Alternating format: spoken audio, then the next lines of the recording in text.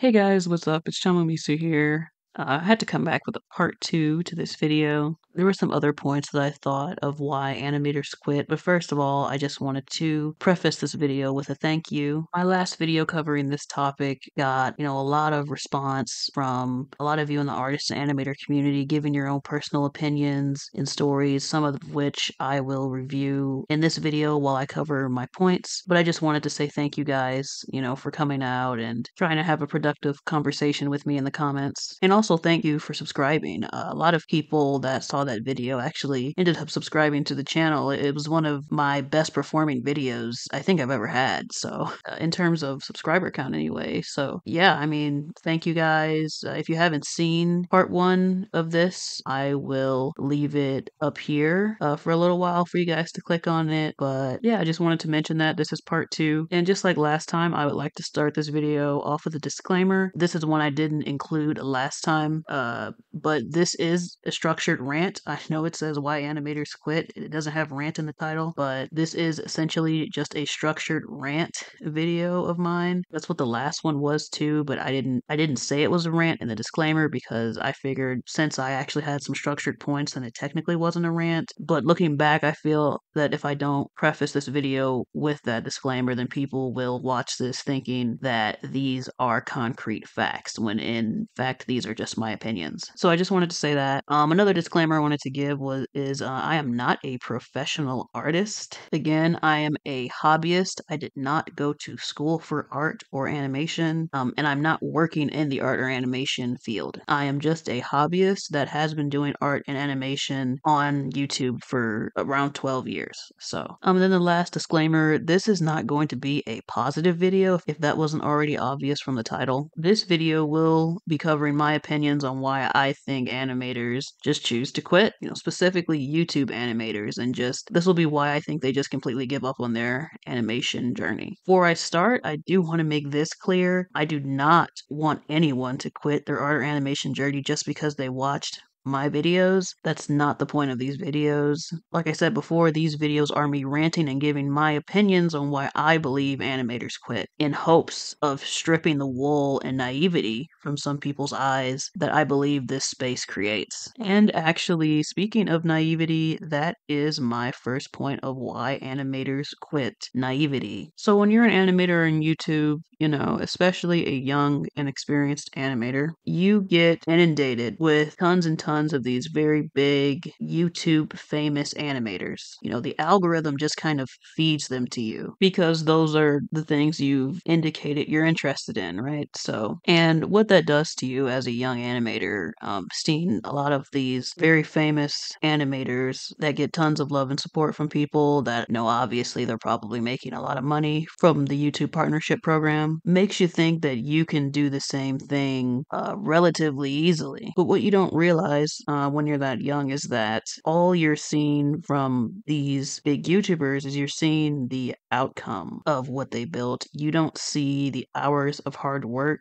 and study that they put into honing their craft, which gave them the ability to have that big of a following and that much success. Very, very few animators that I've found ever actually even show their process of creating their videos in totality. The best you'll ever get from a majority of these animators is a very sped up version of what they're working on, or perhaps a live stream, in which case, most people don't watch live streams, let's just be honest. In my time being on YouTube, I can count on one hand the amount of big animators that I've seen break down their process for their viewer and put exactly how much time it took them to finish that process. And to those animators, I say thank you for being transparent about, how much work goes into the things that you create, because otherwise people would just be completely naive about it. And, I think people in general, they just have this belief or sense or some kind of abstraction or disassociation when it comes to animation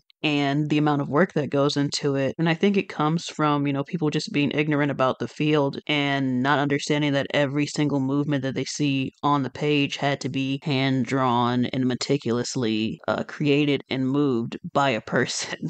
I think people just assume that animation works a similar way to machines where, you just give it a start and end instruction and then it just gets from one place to the other. When in fact, that is not the case. A human has to be involved in every single split second of the process. So I decided I wanted to give some solutions to these reasons just to kind of make this video slightly more uplifting. So I think a solution to the naivety problem is really just research. You're going to have to look on YouTube and online for things like the truth behind being an animator or artist YouTuber, the truth behind being an artist or an animator in general. And then you're going to have to watch those videos with the understanding that even the results that you get are going to be sugar coated because a lot of creators feel the need to always put on a positive face for their fan base in order for them to stick around. So when you're listening to those videos, always kind of have in mind that the truth might be a bit more pessimistic than what you're being led on to believe.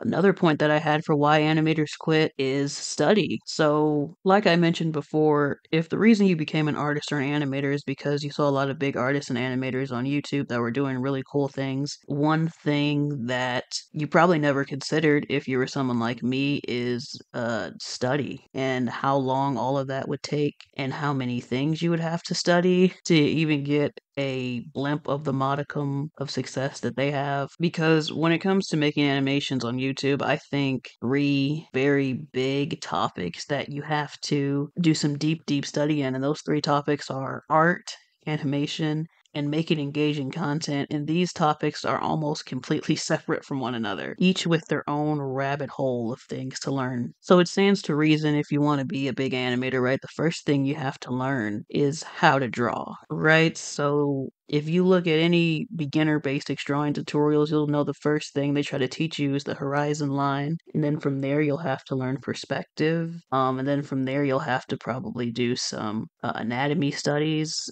studying the bones and how the skin and muscle attaches to the bones.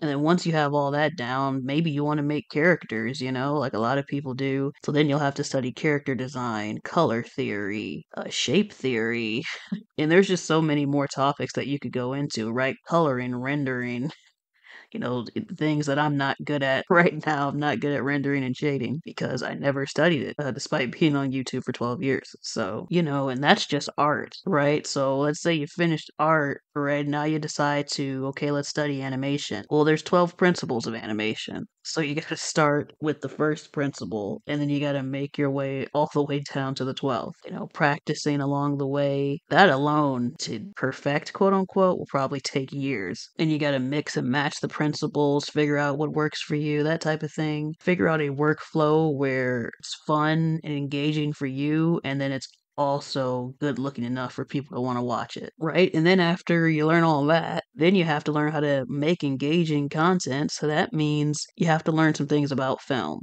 So you got to learn video editing, how to get timing right, compositing, the rule of three, just a lot of film topics and film principles that you have to consider. And I'm not very knowledgeable on film principles, if you couldn't already tell from the majority of my videos. I've never studied film, right? And so the solution to this is simply to just study.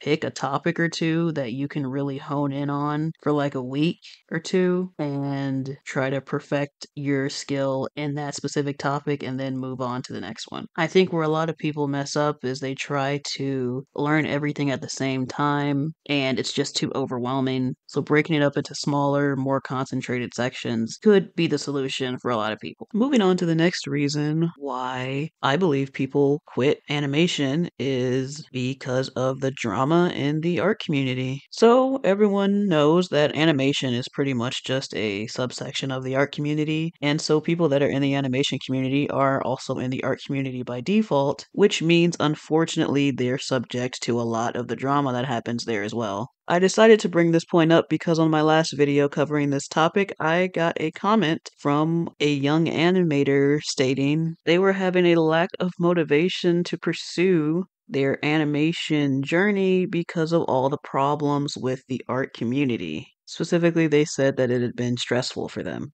And I never really gave much thought to the drama in the art community for the most part. I knew it was happening. I've seen some of these expose videos on people like Lily Orchard and Creepshow Art and people like that. But I guess I never really considered how much these huge bad actors could negatively impact the psyche of younger artists. And to be honest, it's probably not just them. They might actually just be a blip in the problems that a lot of younger artists have to deal with. I saw a trend going around not too long ago where other artists were fixing people's art, where pretty much most of the fixing was just making the character a completely different ethnicity or making them like fat or curvy. You know, just really, really weird activity going on. Like, I could understand if maybe you had another idea for a design of a character and you present it as an alternative design, but just titling this as fixing someone's character is just so demeaning. Like, it implies that there's something wrong with the way that they're drawn or the way their form or shape is in the first place. Like, maybe the artist likes them like that. Besides from that whole situation, there was apparently this other TikTok trend going around, and it's called art lore. I've never heard of this. I just found out about it from a Muhammad video that I watched that I will put on screen right now. It's apparently associated with a trend where, you know, artists are criticizing other artists that they think are problematic by trying to fix their art. So it just seems like a subsection of the art fixers that I mentioned previously. And a case that he mentions in this video in particular is that these crazy psychopathic art fixers basically bullied this young artist on TikTok so badly and criticized their art so much that they just completely left the platform altogether. And I was so shocked when I saw this because I don't think I've ever experienced anything like that during my time in the art community. But then again, I'm in a very, very niche, small bubble space that I rarely ever go out of. So hearing something like this is just absolutely terrible. I don't know why you would ever bully someone for the way that they draw. I mean, obviously they're learning. Just give them some constructive criticism. Why do you gotta make the kid feel bad, you know? It's just very sad. It's sad that people just starting off in art have to deal with this type of thing. Luckily, I see there's another trend going around on TikTok called support young artists. So hopefully that, you know, picks up some traction and makes a positive impact in the TikTok art community. But anyway, that wraps up that point. The only solution I really have for drama is to just kind of ignore it.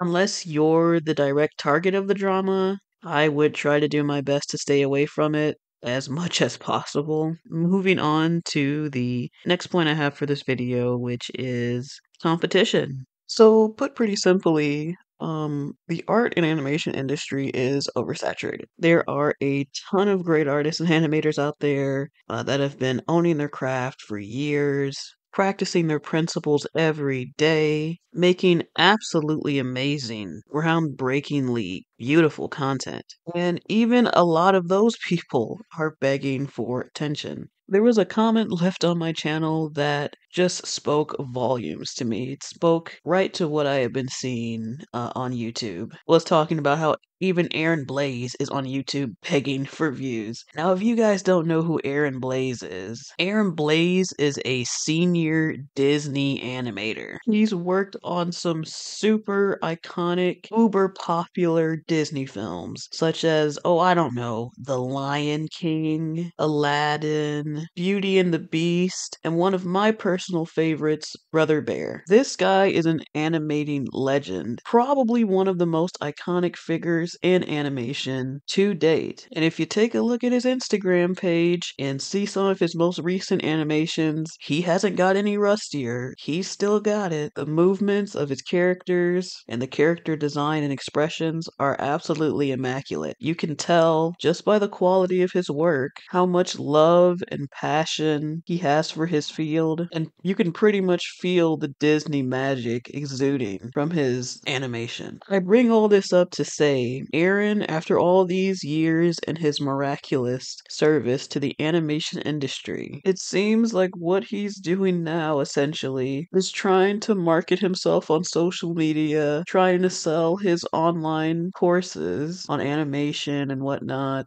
and also attempting to promote his animated short film, which all of those things are fine, but you would just kind of think that someone that's this tenured in the animation industry with this level of experience and this many things under his belt wouldn't have to resort to trying to market himself on YouTube and Instagram to seemingly generate some kind of income. If this were almost any other industry, this guy would have offers coming for him left and right. People would be begging him to work at their studio. Of course, I don't know why he decided to leave Disney. It says on his website he left to pursue an opportunity in Florida, but it doesn't really go into detail about what that was or how it went. So I'm of course just speculating here, assuming the only reason he's not working at a big studio is because he's not getting any offers. But that's just kind of what it seems like. But as an animator, it's not just industry animation professionals you gotta compete with out here. It's also just a lot of